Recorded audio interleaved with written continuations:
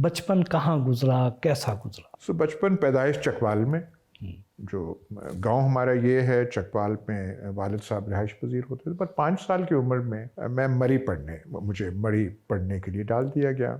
Kashmir point पे एक बहुत अच्छा स्कूल है, सेंट डेनीज।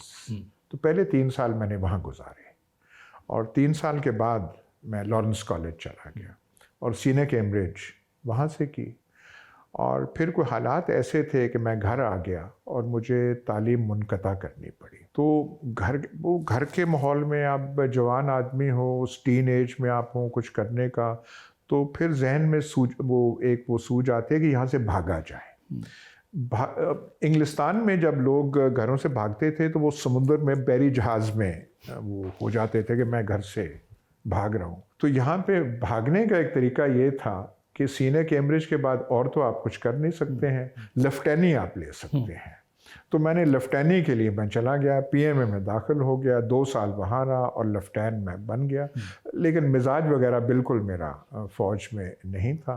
3-4 साल मैं वहाँ पे रहा और मेरी जो सालाना रिपोर्ट्स होती थी, मेरे सीईओ जो कर्नल वगैरह थे वो मुझसे निहायत तंग थे और मेरी ख़राब रिपोर्ट्स होती थी।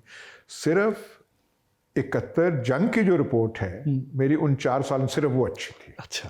तो मैंने जब ये जिक्र जनरल हमीद गुल से एक दफ़ा किया तो उन्होंने कहा जंग की रिपोर्ट ही मैटर करती है, बाकी मैटर नहीं करती। तो वो ठीक है। तो ऐसे ही बचपन कैसा था? शरारती थे, पढ़ाकू थे, खामोश तबा थे, लड़ाका थे? नहीं, मैं ज़्यादा वो जो एक कहते हैं ना, जो इंट्रोवर्ट होता है, वो जो कोने में एक रहता है। और मैं किताबची बच्चा था, किताब लेके अपने वो मेरे कई जो जमाती वगैरह अब भी कहते हैं तुम्हारे हाथ में हमेशा किताब होती थी। तो वो जो एक जमाने में होता है खेल कूद और वो नहीं था हिस्सा। घर का माहौल कैसा था? घर का माहौल, घर तो मैं रहा ही नहीं, मैं तो बोर्डिंग स्कूल में रहा जी। 5 साल की उम्र में हम 3 माह के लिए छुट्टी आते थे यहाँ पे। मेरी वालदा की वफ़ात हो गई थी मैं 5 साल की उम्र का, और मेरी कोई सिस्टर, खाला, फुप्पी कोई भी नहीं है। अच्छा। तो मतलब फर्स्ट कज़न कोई नहीं है। वालिद साहब थे बड़े सख्त किस्म के आदमी। और एक दफ़ा यहाँ बगवाल में मैं बैठा हुआ था इसी सैन में, तो मेरी सुतेली माँ थी, 1-2 और थी, तो मैं यहाँ चूल्हे पे बैठा हुआ था। तो वो कहीं से गुजरे तो कहते हैं गल सुन। मैं बाहर गया, छोटा बच्चा है, जेड़े चूल्हे ते बहन ना वो फिर चूल्हे जो गई रह जाते हैं। सो उस किस्म का उनका, और वो चकवाल में भी अब भी लोग उन्हें एक बड़ा सख्त किस्म का आदमी समझते थे। ऐसे में वालदा ना हो तो फिर वो जो माहौल, फिर आप ये नहीं कह सकते कि वो, हाँ ये बात थी कि मैं लॉरेंस कॉलेज से आता था तो मेरे लिए पाकिस्तान टाइम्स लग जाती थी। पाकिस्तान टाइम्स उस ज़माने में बहुत वो थी, तो मेरे लिए सब्सक्राइब होना शुरू हो जाती थी।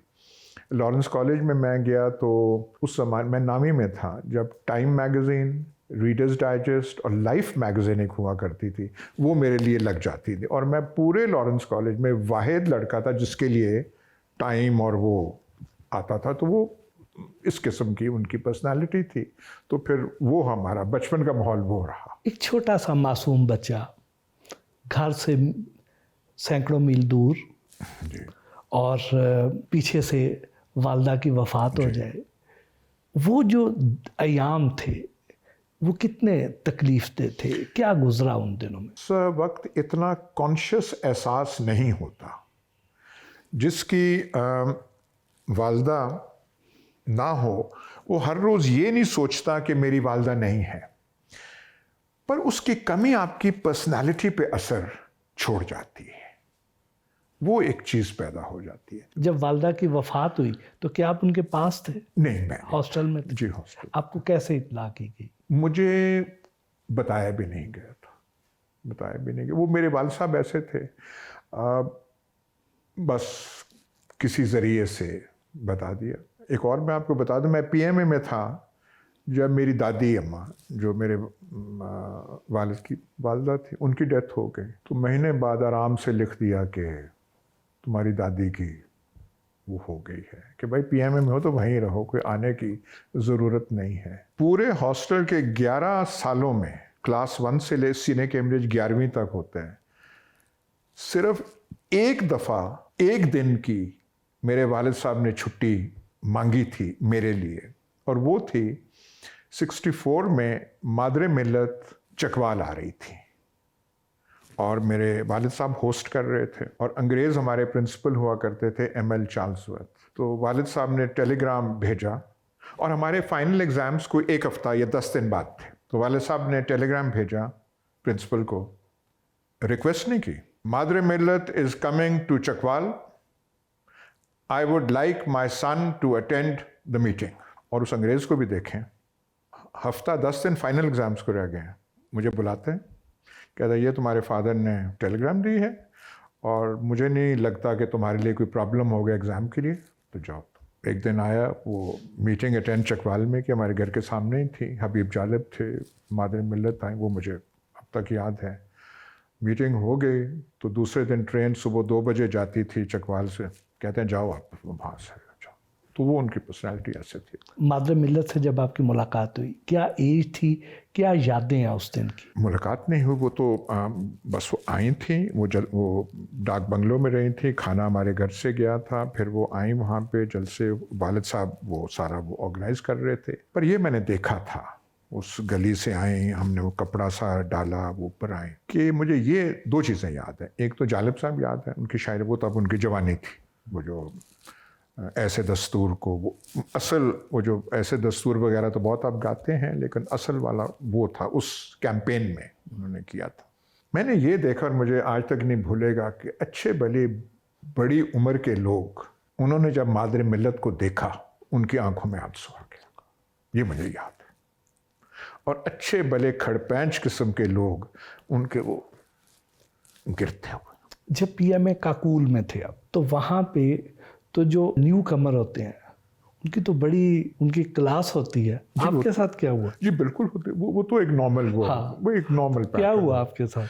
नहीं, बहुत कुछ होता था। PMA की ट्रेनिंग बहुत सख्त हुआ करती थी, लेकिन एक चीज़ है कि PMA जाने से पहले मुझे, क्योंकि चकवाल में बहुत सारे लोग थे जो फ़ौज में थे, उन्होंने कहा कि सुबह निकरें पहन के एबटाबाद की सर्दी में, और सिर्फ एक हल्की सी स्वेटर होती है, यहाँ से खाली होती है, और निकर होती है, और हल्के से वो बूट होते हैं, तो भागना उस पर वो पड़ता है, और सर्दी में अब बर्फ़ होती है ये। तो मैंने समझा कि बकवास कर रहे हैं, ऐसे कैसे मुमकिन है कि सर्दियाँ हों और निकर पहन के आप कर रहे हों। तो जिस दिन पहली दफ़ा निकर पहन के किया था, मैंने कहा ये हो रहा है, ये अफसाने की बात नहीं है। बट वो आदमी, इंसान को आप जिस माहौल में डालें, PMA में जो जाते हैं सारे, उस सारे के सारे एथलीट्स नहीं होते, सारे कई बड़े बिल्कुल ही अनफिट होते हैं सब कुछ, लेकिन वो भी ट्रेनिंग कर लेते हैं। और PMA के वैसे पहले 3-4 माह ही होते हैं सख्त। वो एक आदमी एक किस्म का बिल्कुल जैसे आपका नॉर्मल सिविलियन सेल्फ होता है, वो बिल्कुल टूट जाता है। और पहले महीनों में हमारे, जो मुझे याद है, नींद सिर्फ मिलती थी 4 घंटे। लेकिन बट साहब एक बात बताऊं, वो जो 4 घंटे वाली नींद है, वो कभी ज़िंदगी में फिर नसीब नहीं हो। पता नहीं, पता चलता था, कई दफ़ा एहसास तो होता कि मैं जिंदा था या मर गया, क्योंकि वो ख्वाब नहीं आती थी उसमें। PMA की पहले 3-4 माह की नींद में ख्वाब नहीं आती। PMA की ट्रेनिंग के दौरान कोई ऐसा नाकाबिले फरामोश वाक़या जो आप कभी भूल ना पाए हो? मैं PMA में रहा था 67 से 69। 1968 में जो हमारी समर ब्रेक होती थी, 1 हफ्ते की थी होती, उसमें आर्मी कमांड कॉन्फ्रेंस, या जिसे आज आप कोर कमांडर्स कॉन्फ्रेंस कहते हैं, वो PMA में हुई। PMA खाली था क्योंकि हम छुट्टी पे चले गए थे, हमारी छुट्टियां ख़त्म हुई तो हम PMA में आ गए। तो डिनर हुआ एक, जिसमें तमाम आर्मी कमांड वो जो है वहाँ शामिल हुई, और जनरल याहिया खान आए। जैसे मैंने आपसे कहा कि वो फिज़िकली बड़े, वो और बहुत से थे, बड़े इम्प्रेसिव, लाल सुर्ख चेहरा उनका, और बोलने का अंदाज़, और उस ज़माने में एक अंग्रेज़ी माहौल फ़ौज में ज़्यादा था।